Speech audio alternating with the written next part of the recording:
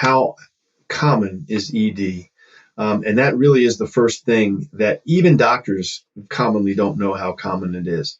Obviously, I can get a skewed view because I see so many patients with that problem.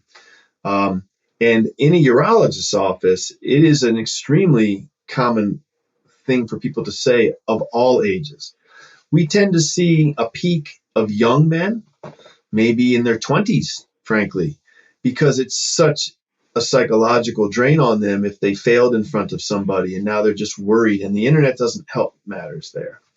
But generally, it starts to creep into people's lives in their 50s, more around my age and then beyond. There tends to become less of an interest in sex as people get older, as marriages get more mature. But the age range is very, very wide. Very common scenario would be things like divorce. I see a lot of erectile dysfunction around that because of the psychological component of being with a new person.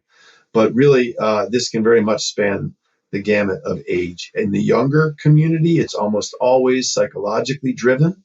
Maybe it is a little harder, but then the psychological component tends to get overwhelming.